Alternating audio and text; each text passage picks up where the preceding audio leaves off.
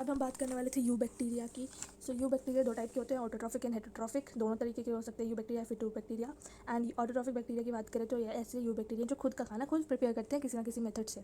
इसलिए ये दो टाइप के होते हैं ऑटोट्रॉफिक बैक्टीरिया, केमोसिंथेटिक मतलब कि chemo autotrophic and photo autotrophic. Photo autotrophic bacteria की बात करें तो वो ऐसे ऑटोट्रॉफिक बैक्टीरिया होते हैं, ऐसे यू बैक्टीरिया होते हैं जो खुद का खाना प्रिपेयर तो करते हैं बट फोटोसिंथेसिस की हेल्प से प्रिपेयर करते हैं। मतलब कि फोटोसिंथेसिस की हेल्प से प्रिपेयर करते हैं मतलब कि सनलाइट की प्रेजेंस में अपना खाना बनाते हैं।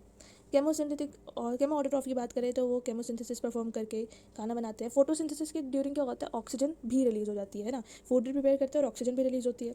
बट केमोसिंथेसिस में ऐसा नहीं होता कि ऑक्सीजन भी रिलीज़ हो जाए, नहीं।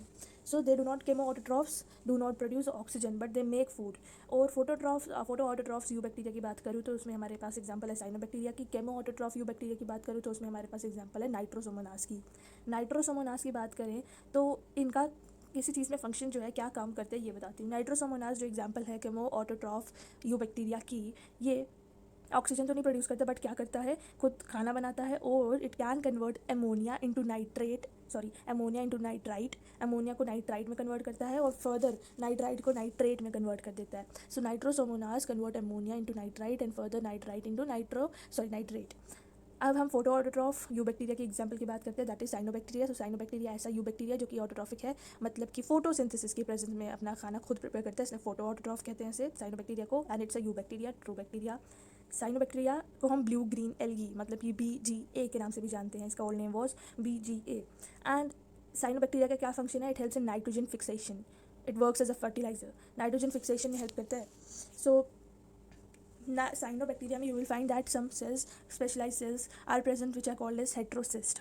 वो हेट्रोसिस्ट एक्चुअली जो साइनोबैक्टीरिया के अंदर प्रेजेंट स्पेशल सेल्स प्रेजेंट है, एक्चुअली में वो हेट्रोसिस्ट जो सेल्स हैं, थोड़े डिफरेंट सेल्स साइनोबैक्टीरिया के अंदर कुछ प्रेजेंट होते हैं हेट्रोसिस्ट। ये हेट्रोसिस्ट हेल्प करते हैं नाइट्रोजन फिक्सेशन में, इसलिए हमने कहा cyanobacteria helps in nitrogen fixation. कैसे, क्योंकि साइनोबैक्टीरिया के अंदर present heterocyst helps in fixation of nitrogen and cyanobacteria therefore works as a fertiliser. Example cyanobacteria की, examples phototrophic यू बैक्टीरिया की is nostoc and anabaena. Nostoc and anabaena are blue green algae, they helps in nitrogen fixation. इनके अंदर heterocyst present है जो कि nitrogen fixation में help करेगा and they works as fertiliser. Chemo autotroph में क्या होता है, केमिकल रिएक्शन की एनर्जी को यूज़ किया जाता है ताकि फूड बन सके, ठीक है। और फोटोट्रॉफ क्या करते हैं, फोटो ऑटोट्रॉफ फोटोसिंथेसिस परफॉर्म करते हैं, मतलब कि सन रेज की एनर्जी को, लाइट की एनर्जी को यूज़ किया जाता है ताकि वो अपना खाना खुद प्रिपेयर कर सके और इसके ड्यूरिंग ऑक्सीजन भी रिलीज़ हो जाती है। और केमो ऑटोट्रॉफ की अगर मैं बात करूँ, so they play a role in mineral cycle of nitrogen and sulphur. Chemoautotrophs, हमने फोटो ऑटोट्रॉफ्स यानी कि अभी हमने किसकी बात की थी, साइनोबैक्टीरिया की, हमने देखा वो it works as a fertiliser क्योंकि it helps in nitrogen fixation. तो केमो ऑटोट्रॉफ की तो कुछ ऐसी कहानी देखी नहीं हमने, तो उनकी क्या कहानी है, they chemoautotrophs play a very great important role in cycling, mineral cycle of nitrogen, sulphur, iron etcetera, ठीक है। देन अब बात करते हैं हेटरोट्रॉफिक यू बैक्टीरिया की। ऑटोट्रॉफिक यू बैक्टीरिया की कहानी खत्म, जिसमें हमने केमो ऑटोट्रॉफिक और फोटो ऑटोट्रॉफिक की बात की। केमो ऑटोट्रॉफिक में नाइट्रोसोमोनास की, फोटो ऑटोट्रॉफिक में नॉस्टॉक एंड एनाबिना की यानी कि BGA ब्लू ग्रीन एल्गी यानी कि साइनोबैक्टीरिया की बात की। अब बात करते हैं हेटरोट्रॉफिक बैक्टीरिया यू बैक्टीरिया के अंदर ही second part, heterotrophic bacteria. Obviously we all know that heterotrophic ऐसे बैक्टीरिया होंगे जो खुद खाना नहीं बना सकते, they depend on any other resource for the food, they depend on readymade food, they derive their food, खुद नहीं प्रोड्यूस करते। So heterotrophic bacteria in case of eubacteria are of two types, saprophytic और parasitic. Saprophytic की बात करें, इसमें हमारी example आ जाती है सैप्रोफिटिक यू बैक्टीरिया की example. Saprophytic mode of nutrition कौन सा मोड ऑफ न्यूट्रिशन होता है, जिसमें ऑर्गेनिजम्स, यहाँ पर बैक्टीरिया की बात कर रहे हैं, यू बैक्टीरिया की बात करते हैं, तो मैं यहाँ पर क्या बोलूँगी कि सैप्रोफिटिक मोड ऑफ न्यूट्रिशन ऐसा मोड ऑफ न्यूट्रिशन है जिसमें यू बैक्टीरिया डिपेंड करता है डेड ऑर्गेनिजम्स पे, डेड रॉटन डिक्के मटीरियल पर, उसको एज अ फूड यूज़ करता है, ठीक है। सो उससे न्यूट्रिशन डिराइव करता है। Example of saprophytic eubacteria is LAB, lab, full form क्या है इसकी, lactic acid bacteria.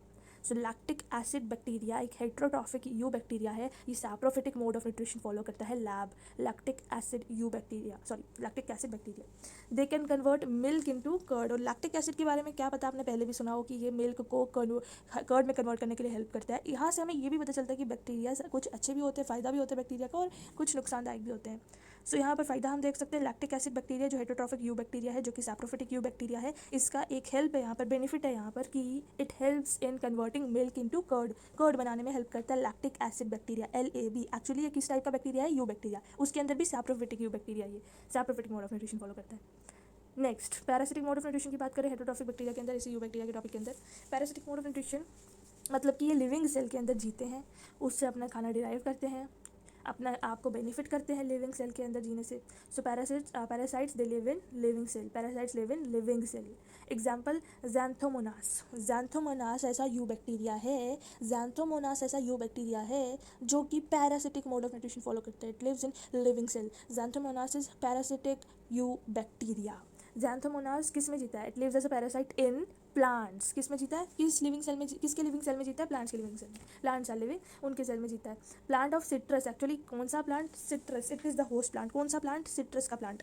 Citrus is the host plant for Xanthomonas. Citrus की बात करूँ तो इसका आपने सुना होगा, क्या पता पहले, मगर नहीं, मैं आपको बता देती हूँ।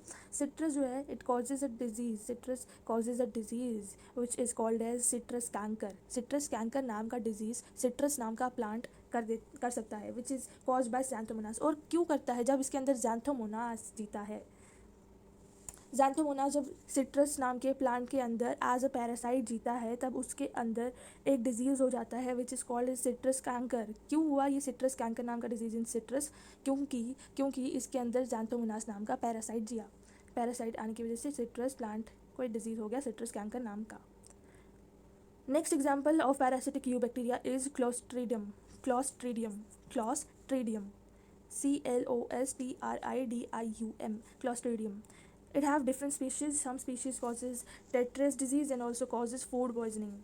So Clostridium एक पर्टिकुलर किसी ऑर्गेनिज्म का नाम नहीं है, इसके अंदर बहुत सारी स्पीशीज़ आ जाती हैं, डिफरेंट स्पीशीज़ आ जाती हैं, और उनमें से क्लॉस्ट्रोडियम की कुछ स्पीशीज़ जो होती हैं वो टेट्रस नाम का डिजीज़ कॉज करती हैं, और कुछ स्पीशीज़ फूड पॉइजनिंग कॉज करती हैं। सो मतलब कि क्लॉस्ट्रोडियम की कुछ स्पीशीज़ नुकसानदायक है, कुछ डिजीज़ कर जाएगी। Disease is called as that disease caused by some species of Clostridium is called as Tetraeus, and some species of Clostridium will cause food poisoning. Next example of parasitic eubacteria is Phycobacterium. Phycobacterium. Phycobacterium causes tuberculosis disease. Simple बात। फाइकोबैक्टीरियम की अगर मैं बात करूँ तो ये tuberculosis नाम का डिजीज़ आपने सुना होगा, ये इस पैरासिटिक यू बैक्टीरिया की वजह से होता है, क्योंकि this mycobacterium lives as a parasite in some organisms and therefore causes a disease called as tuberculosis disease. TUBERCLOSIS।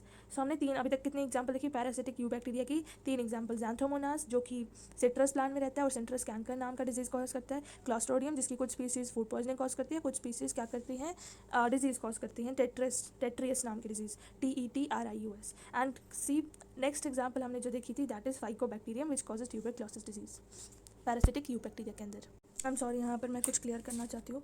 यहाँ पर मैंने आपको parasites you bacteria, parasitic eubacteria की 3 एग्जाम्पल्स बताई अभी तक। जैंथोमोनास, देन नेक्स्ट एग्जाम्पल हमने देखी वो थी क्लॉस्ट्रीडियम,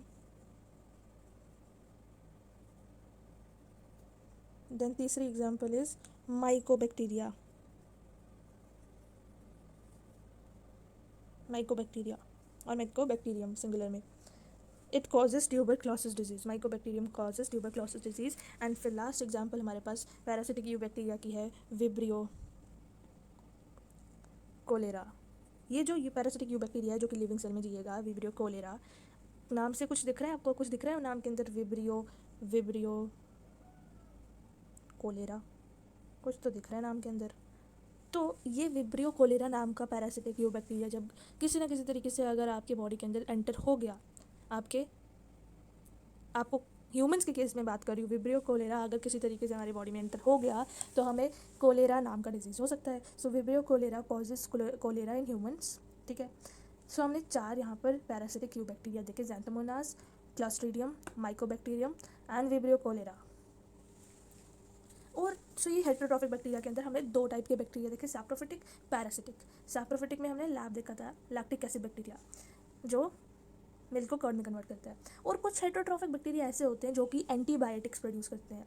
कुछ हेटरोट्रॉफिक बैक्टीरिया ऐसे होते हैं जो कि एंटीबायोटिक्स प्रोड्यूस करते हैं।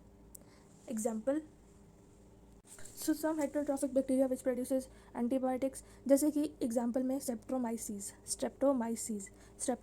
एक ऐसा बैक्टीरिया है जिसे करेंटली बहुत सारे एंटीबायोटिक्स को प्रोड्यूस करने में हेल्प लिया जाता है। So it's a heterotrophic you bacteria Streptomyces which produces antibiotics. जैसे कि एंटीबायोटिक्स जो ये बैक्टीरिया प्रोड्यूस करता है, स्ट्रेप्टोमाइसिस प्रोड्यूस करता है, उनके नाम मैं आपको बताना चाहती हूँ। Neomycin, erythromycin, streptomycin, chloromycin, MYCIN mycin, chloromycin, ये जो जितने भी एंटीबायोटिक्स है these are all produce by this heterotrophic eubacteria that is streptomyces. So यहाँ पर एक और बात कर ली हमने हेट्रोट्रॉफिक यू बैक्टीरिया की. इसके अलावा जो पैथोजेनेटिक बैक्टीरिया होते हैं, these are those bacteria that causes some diseases. ऐसे बैक्टीरिया जो डिजीज़ कॉज करते हैं, जिनका कोई बेनिफिट नहीं होता बल्कि वो डिजीज़ कॉज करते हैं, such bacteria are called as pathogenetic bacteria. And there are some heterotrophic bacteria which can not make food. अभी तक हम ऐसी हेट्रोट्रॉफिक बैक्टीरिया की बात कर रहे थे यार, जो फूड बनाते हैं, डिजीज़ कॉज करते हैं, है ना, जो कि हेट्रोट्रॉफिक और ऑटोट्रॉफिक की हेडिंग के अंदर हमने पढ़ा. हेट्रोट्रॉफिक या ऑटोट्रॉफिक दोनों बैक्टीरिया फूड बनाने में ही काम कर रहे हैं ना, बट उसके अलावा भी तो बाकी हेट्रोट्रॉफिक बैक्टीरिया होते होंगे जो कि फूड के अलावा और भी काम कर सकते हैं फूड बनाने के अलावा. So there are some heterotrophic bacteria which can not make food but can fix nitrogen. ठीक है, नाइट्रोजन फिक्स करने में हेल्प कर सकते हैं कुछ बैक्टीरिया, जैसे कि rhizobium, azotobacter and frankia. So, Azotobacter, Rhizobium and Frankia are heterotrophic bacteria, sorry, which are heterotrophic bacteria which cannot make food but they can help in nitrogen fixation. So, Rhizobium, Azotobacteria and Frankia heterotrophic bacteria but food नहीं बना सकते बल्कि वो nitrogen fixation में help कर सकते हैं. Rhizobium के बारे में तो पहले से सुना होगा. एजोटोबैक्टीरिया में जो एजो वर्ड है ना, एजेडो, एजोटोबैक्टीरिया, एजेडो जहाँ पर भी दिख जाए ना वर्ड, केमिस्ट्री में भी बढ़िया, क्या पता आपको दिखे ये वर्ड, इस वर्ड का मतलब होता है नाइट्रोजन. ठीक है, so azotobacter, rhizobium and frankia help in nitrogen fixation and these are heterotrophic bacteria. And कुछ बैक्टीरिया जो होते हैं they show reproduction to multiply their number. क्योंकि हमें पता है बैक्टीरिया तो कितने अबंडेंट होते हैं, हर जगह पाए जाते हैं, obviously they will reproduce, they have to reproduce to show to multiply their number. So most common method of reproduction in case of bacteria is binary fission. Binary fission मतलब कि बाइनरी, बाय मतलब दो, fission मतलब कि division. So binary fission is the most common method for bacteria to reproduce, to multiply. So binary fission में क्या होता है, बैक्टीरिया का एक सेल डिवाइड करता है ताकि वो दो सेल्स में डिवाइड हो जाए, दो सेल्स बना ले. और रैपिडली, ये क्विक मेथड है, it's a rapid method, it's a quick method. फटाफट बैक्टीरिया एक सेल दो सेल में बन जाएगा और वो दो सेल फर्दर आगे ग्रो करेंगे. So parent cell divides once every minute. One more method for reproduction other than binary fission is endospore formation. Endospore formation is the second method for reproduction of bacteria other than binary fission. Endospore formation, इसमें क्या होता है, parent cell है ना, उसी से होगा ना ये सब कुछ, जो भी मेथड होगा पेरेंट सेल की तो इन्वॉल्व होगा ही होगा पेरेंट सेल. सो साइटोप्लाज्म जो सेल होता है, सेल का जो साइटोप्लाज्म होता है वो कंडेंस कर जाएगा. पेरेंट सेल का जो साइटोप्लाज्म होगा वो कंडेंस कर जाएगा, इकट्ठा सा हो जाएगा, गाढ़ा सा बन जाएगा, कंडेंस कर जाएगा. और उसके आसपास कंडेंस करने के बाद मैं आपको शो करती हूँ, wait a minute. Parent cell का जो साइटोप्लाज्म होगा वो कंडेंस कर जाएगा ऐसे ऐसे ऐसे ऐसे, और कंडेंस करने के बाद उसके आसपास एक thick wall will be formed ऐसे. So thick wall is formed and यहाँ पर ये एंडोस्पोर फॉर्मेशन हो गया. So endospore can survive even in unfavourable condition. Endospore जो होते हैं वो अनफेवरेबल कंडीशन में भी जी सकते हैं. क्यों? क्योंकि वो बैक्टीरिया के अंदर स्पोर बना होता है. एंडोस्पोर मतलब कि एंडोस्पोर, ऐसा स्पोर जो बैक्टीरिया के अंदर बना है, एंडोस्पोर. इसलिए वो अनफेवरेबल कंडीशन में भी एंडोस्पोर सर्वाइव कर सकता है. एंड इफ फेवरेबल कंडीशन आ जाए, फेवरेबल कंडीशन में क्या करेगा, it will give rise to endobacteria cell. Unfavourable condition में ये सर्वाइव कर जाएगा, फेवरेबल कंडीशन में ये नया बैक्टीरिया सेल बना देगा endospore. Endospore will make new bacteria cell in favourable condition. Pathogenetic bacteria की बात आपको याद होगी, मैंने आपको दोबारा रिवाइज करा दूँ कि वो ऐसे बैक्टीरिया होते हैं जो कि डिजीज कॉज करते हैं हमारी बॉडी में. Two bacteria participates in conjugation. Next step is conjugation. ठीक है, third method of reproduction in case of bacteria other than endospore formation, other than binary fission, is conjugation. CONJUGATION. So conjugation is a method of gene transfer. conjugation के method में gene transfer होता है, मतलब कि दो bacteria participate करते हैं conjugation के प्रोसेस में, and the bacteria cells which takes part in conjugation are called as conjugants. So दो कंजुगेंट्स पार्ट लेंगे, पार्टिसिपेट करेंगे कंजुगेशन में. Those bacteria cell will participate in conjugation and both of those bacteria cell are called as conjugates which participates in conjugation. And conjugation करने के लिए they will come closer, and when they will come closer, after that a connection is formed between them which is known as a conjugation canal. So conjugates will participate in conjugation and these conjugates will come closer, and after they will come closer a conjugation canal is formed. It's a connection between the two bacteria cell. Conjugation canal is formed. ठीक है. So both other, एक और दोनों bacteria sales में से दोनों कंजुगेंट्स में से ना, क्योंकि जीन का ट्रांसफ़र होना है एक सेल से दूसरे सेल में, तो उनमें से कोई एक डोनर होगा जो जीन देगा और दूसरा रिसेप्टर होगा जो जीन लेगा, which contains gene, which will have gene after the conjugation process is done. So in donor genes number will not change. Donor के अंदर जो जीन्स देगा उसके अंदर जीन्स का नंबर चेंज नहीं होगा. ये क्या बात हुई, वो तो जीन दे रहा है तो उसके अंदर जीन्स का नंबर चेंज क्यों नहीं होगा, इसकी बात हम समझते हैं. तो सपोज एक फीमेल बैक्टीरिया जो रेसिपिटेंट है और एक मेल बैक्टीरिया जो डोनर है. क्या होता है, during conjugation genes will increase. Donor के अंदर एक्स्ट्रा कॉपी बन जाएगी जीन के अंदर, जीन्स का रेप्लिका बन जाएगा, एक्स्ट्रा जीन्स बन जाएंगे, एक्स्ट्रा जीन्स बन जाएंगे. और ये जो एक्स्ट्रा जीन्स बने हैं ना, एक्स्ट्रा कॉपी जो है ना जीन्स की, कुछ जीन्स की जो एक्स्ट्रा कॉपी है, it will be passed into the female bacteria recipient. मतलब कि जीन्स का नंबर चेंज होगा क्योंकि कंजुगेशन के वक्त ही तो वो एक्स्ट्रा कॉपी बनी जीन्स की, वो एक्स्ट्रा कॉपी ही ट्रांसफ़र होगी और इस वजह से कोई चेंज नहीं आया. Number will not change, genes number will not change. So this is the case of conjugation. So ऐसा बैक्टीरिया सेल जिसमें डीएनए रेप्लिकेट कर सकता है, जीन्स की एक्स्ट्रा कॉपी बन सकती है. डीएनए जीन्स जो होते हैं वो डीएनए के अंदर प्रेजेंट होता है, इसलिए मैं डीएनए वर्ड यूज़ कर रही हूँ. तो जिस बैक्टीरिया सेल के अंदर जीन्स की कॉपी हो सकती है, डीएनए कैन रेप्लिकेट, ऐसे बैक्टीरिया सेल को हम कहते हैं प्लाज्मिड. सो यहाँ पर मेल बैक्टीरिया जो था, डोनर जो था, इट इज़ प्लाज्मिड, एंड जो फीमेल बैक्टीरिया है, रेसिपिटेंट है, it is not a plasmid. So this was the third method for reproduction of bacteria. अब हमारे यू बैक्टीरिया यानी कि ऑटोट्रॉफिक और हेटेरोट्रॉफिक दोनों आ रहे हैं इसके अंदर, और इस यू बैक्टीरिया के टॉपिक के अंदर लास्ट टॉपिक बचा, that is mycoplasma. So mycoplasma क्या होता है, माइकोप्लाज्मा ऐसे ऑर्गेनिजम्स होते हैं जिनके अंदर cell wall absent होता है, और it is the only bacteria which do not have cell wall, in which cell wall is absent, which lacks cell wall. So it is the only bacteria which lacks cell wall. Mycoplasma is the only bacteria which lacks cell wall, and it can live in absence of oxygen, just like methanogen. ये भी oxygen की absence में जी सकता है. Mycoplasma के अंदर cell wall भी नहीं है, ऑक्सीजन की absence में भी जी सकता है, और ये पैथोजेनेटिक होता है इन केस ऑफ लिविंग ऑर्गेनिजम्स, जैसे कि मतलब लिविंग सेल्स में, प्लांट्स और एनिमल सेल्स में दे आर पैथोजेनेटिक. मतलब कि प्लांट्स और एनिमल सेल्स में जब ये bacteria without the cell wall, जब ये हमारे प्लांट्स और एनिमल सेल के अंदर जाएंगे, they can be pathogenetic for plant and animal sales.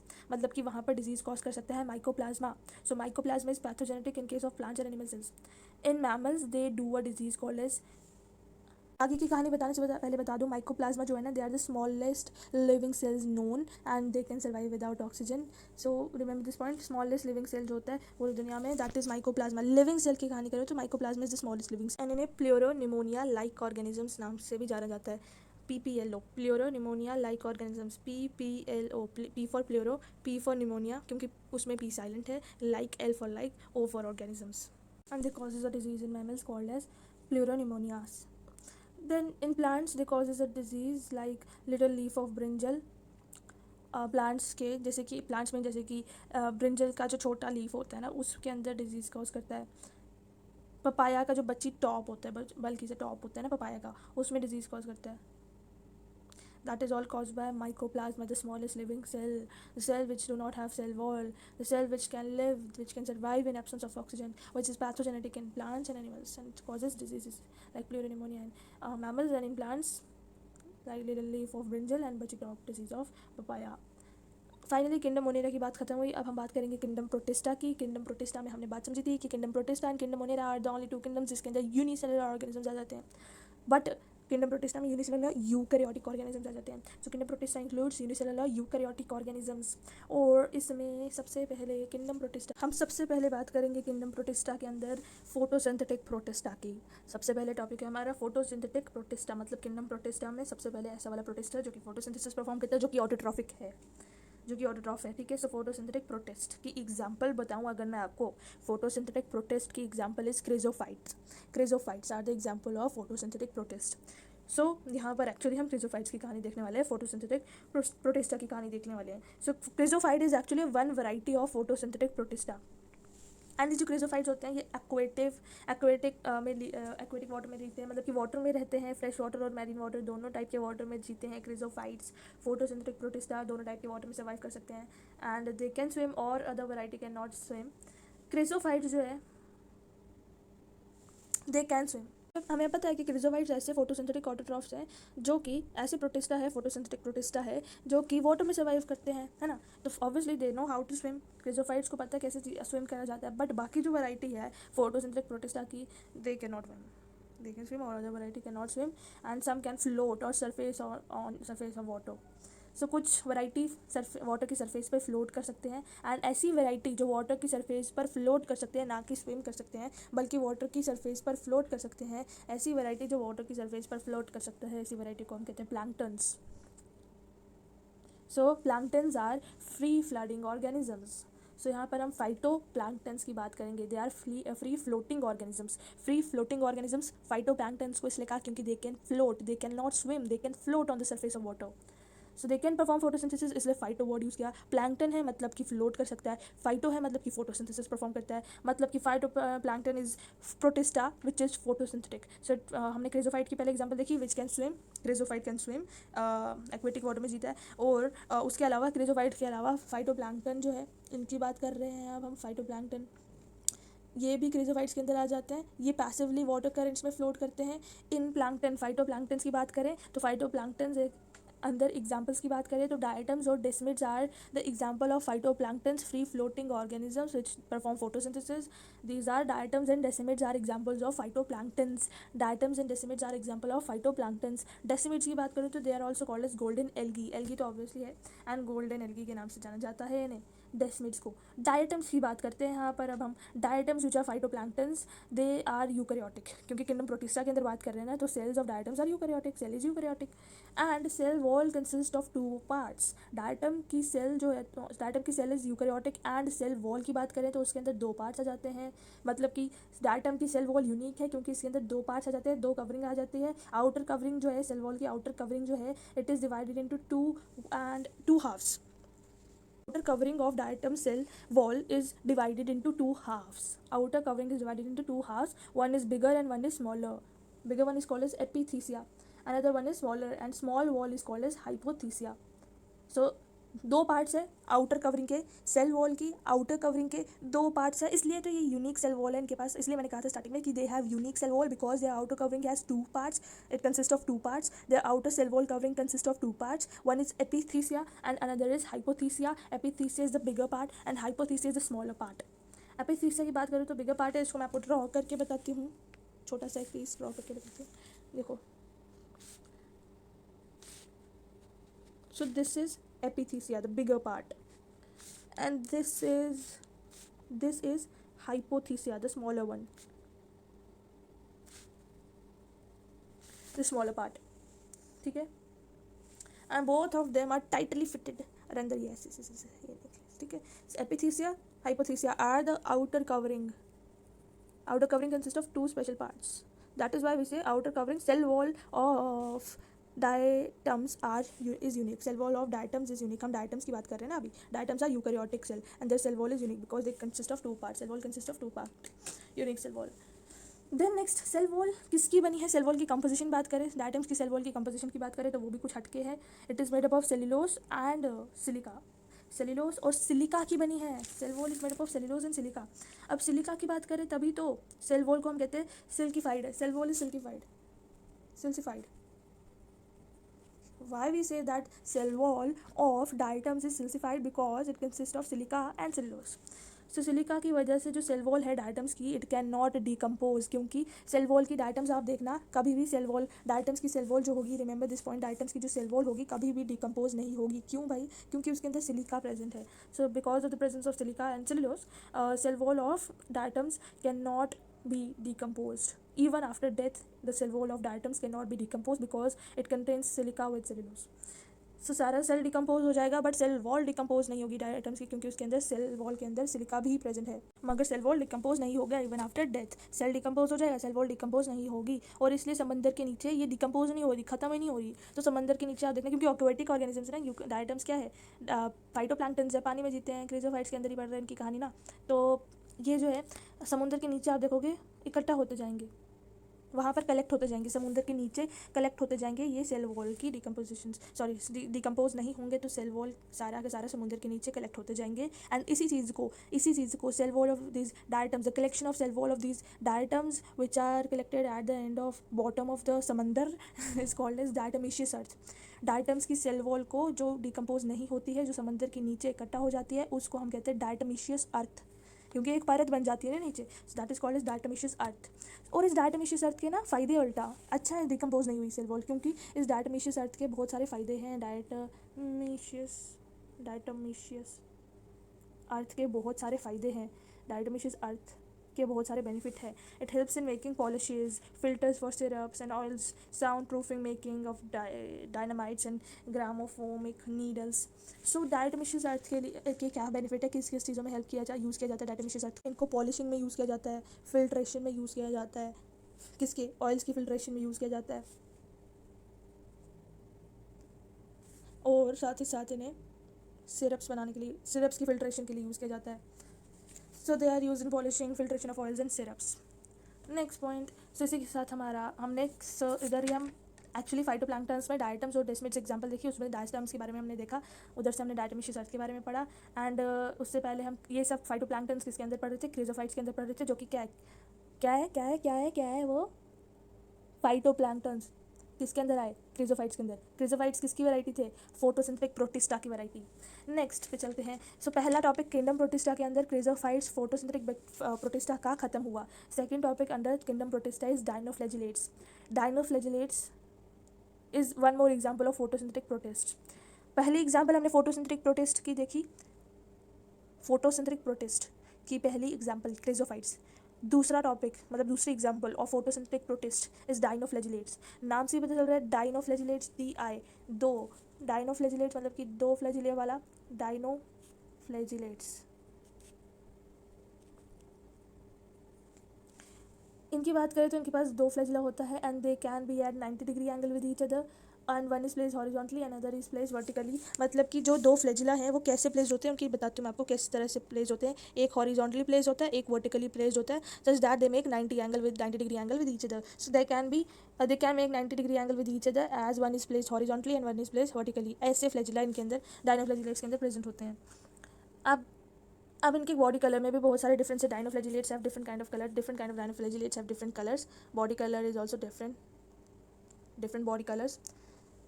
Second point, different body colours है मतलब कि रेड या फिर रेड कलर होता है इनका, most commonly you will see इनका रेड कलर होता है, जिस वजह से समुद्र में जहाँ पर ये रहते हैं समुद्र के अंदर रेड टाइड्स पैदा हो जाती हैं, रेड कलर की टाइड्स पैदा हो जाती है।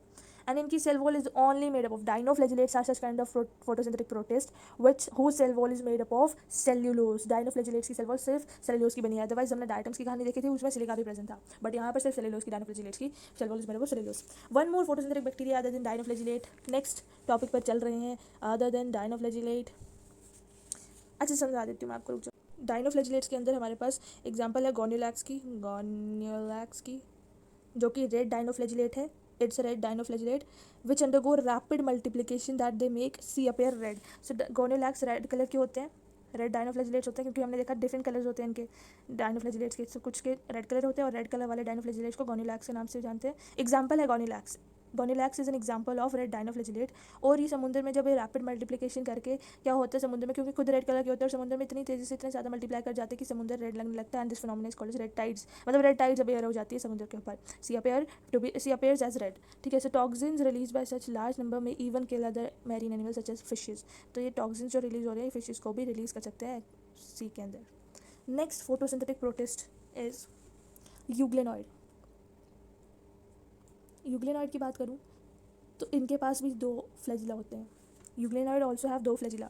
तो फिर इन्हें डायनोफ्लैजिलेट्स क्यों नहीं बोल रहे हैं, इसलिए नहीं बोल रहे हैं क्योंकि डायनोफ्लैजिलेट्स में एक हॉरिजॉन्टली था एक वर्टिकली था, बट यूग्लेनॉइड्स में दो फ्लैजिला जो बड़े प्रेजेंट है, उनमें से एक जो होता है ना, एक जो होता है वो छोटा होता है और एक बड़ा होता है, छोटा बड़ा दो फ्लैजिला है, one is small and other is big. And cell wall in case of euglenoid is absent.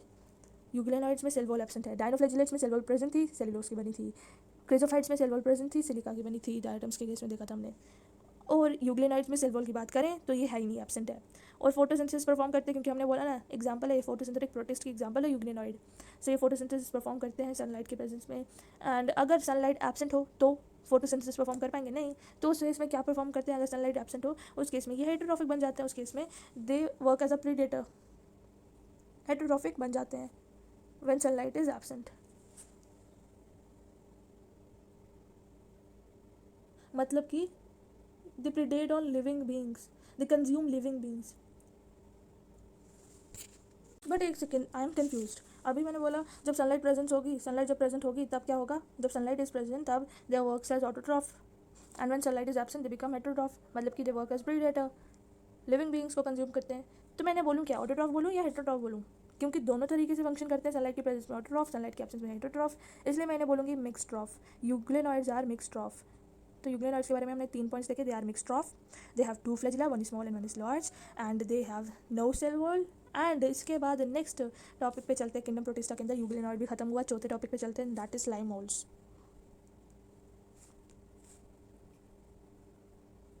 Slime moulds की बात करूँ तो दे आर सैप्रोफिटिक प्रोटिस्ट। इनकी स्टार्टिंग में मैंने ऐसे नहीं बोला अनदर फोटोसिंथेटिक प्रोटिस्ट की बात करते हैं, नहीं, मैंने ऐसा नहीं बोला, मैंने सीधे बोला स्लाइम मोल्ड्स की कहानी देखते हैं। क्यों? क्योंकि दे आर सैप्रोफिटिक प्रोटिस्ट। अभी तक जितने भी प्रोटिस्ट की बात करें वो सब के सब क्या थे, फोटोसिंथेटिक, जैसे कि chrysophytes, dinoflagellates and euglenoids were photosynthetic protist. But अब जिसकी बात कर रहे हैं हम, that is slime moulds, they are protist but they are saprophytic protist, मतलब कि डेड डिकेइंग मैटर पर डिपेंड करते हैं, इनको मोड ऑफ न्यूट्रिशन बना देते हैं। एंड सीडोपोइडा बना के ये अपना काम खत्म करते हैं, मतलब कि फॉल्स फीड बना के, just like amoeba they form a false feet. ठीक है, during favourable conditions they form aggregations called plasmodium. जब फेवरेबल कंडीशन होते हैं तो दे फॉर्म एजिटेशंस, जब फेवरेबल कंडीशन होंगे तब ये क्या करेंगे, ये बना देंगे, during favourable conditions they form aggregations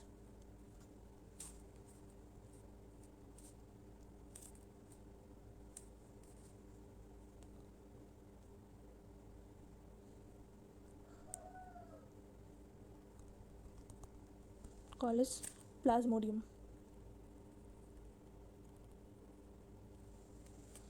ठीक है, so slime moulds are saprophytic protist, they form pseudopodia ताकि वो फूड को अंदर ले सके, and during favourable condition they form aggregation called as plasmodium, and during unfavourable condition they form they differentiates and form a fruiting body.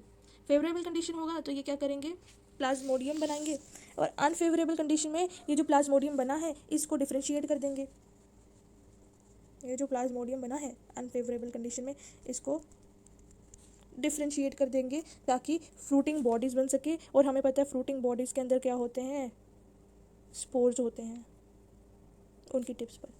So favourable conditions में these slime molds what they do, during favorable conditions these slime molds forms aggregates to form plasmodium,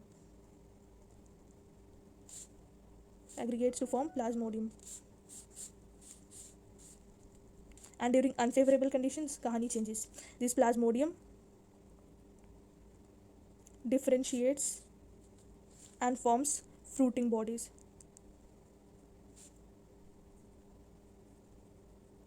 containing spores at their tips.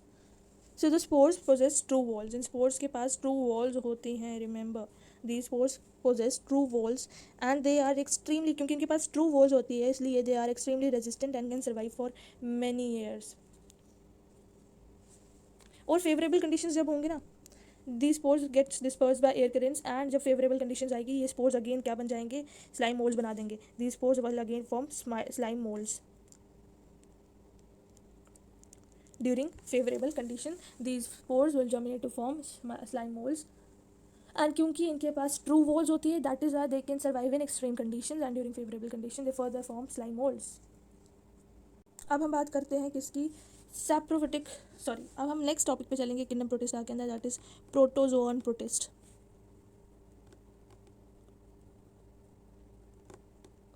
If we talk about protozoans protist, it is thought that they are ancestors of animals. Protozoan protist को माना जाता है कि they are ancestor of animals के ancestors माना जाता है इनको. They are believe to be primitive relatives of animals. And इसके अलावा दे आर हेट्रोट्रॉफिक के अंदर they work as holozoic mode of nutrition, they follow parasitic mode of nutrition, they work as predator. तो heterotrophic में तीनों type के holozoic, parasitic, predator, तीनों type आपको दिख जाएंगे.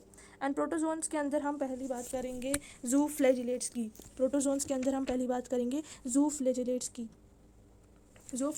बात करेंगे प्रोटोजोन के अंदर.